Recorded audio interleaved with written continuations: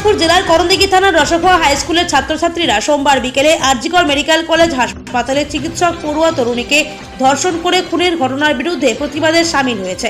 হাতে প্ল্যাকার্ড নিয়ে পথে নেমে মিছিল করছে খুদে পড়ুয়ারা। রসখোয়া হাই স্কুলের ছাত্রী ইসমারা খাতুন বলেন, তাদের স্কুলের পক্ষ থেকে আজকে মিছিল হয়েছে। আমাদের অভিভাবকরাও মিছিলে সামিল হন। ছাত্রীদের এই উদ্যোগকে স্বাগত জানান এলাকার বিশিষ্ট সমাজসেবী মোহনলাল সিংহ।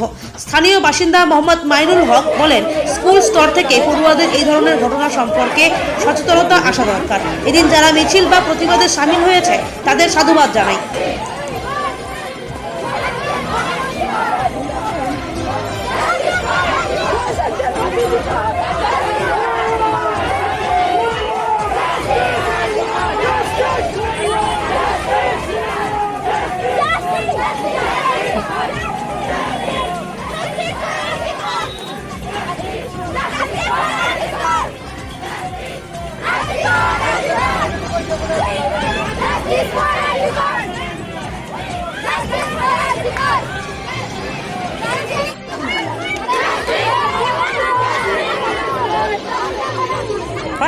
এদিকে তাকাও, একটু তাকাও।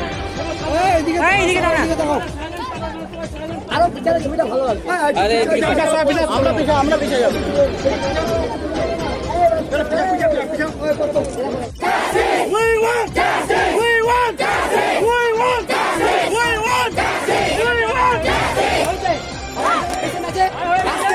আমার নাম ইসমা খাতুন, স্টুডেন্ট।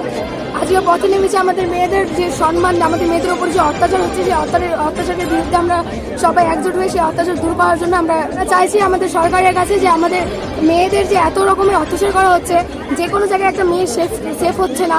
এই অত্যাচারের বিরুদ্ধে আমরা শাস্তি চাইছি আর কি। ডক্টর মৌমিতাকে নিয়ে যেসব করা হয়েছে, আমরা চাই তার এই চক্রান্তে যে সামিল আছে, তার এই চক্রান্তে যে সামিল আছে তাদের সবার শাস্তি হোক, তাদের সবার ফাঁসি হোক। এমনকি এমন শাস্তি দেওয়া হোক যাতে তাদেরকে দেখে আর পরবর্তীতে কেউ এই ঘটনাগুলো ঘটাতে না পারে। আমাদের বাস এই একটাই দাবি, যাতে আমরা সকলে আমাদের নিজের প্রোটেক্ট করার জন্য সরকারকে আমাদের পাশে পাই। আমরা আজকে পথে নেমেছি যে এই যে ঘটনাটা ঘটেছে, সবাই জানে যে কি ঘটনা ছিল, আজকে প্রতিবাদটা হচ্ছে। আমরা চাই যাতে, আমাদের দাবি এটাই যাতে এরকম জিনিস আর কোনোদিন সমাজে না ঘটে।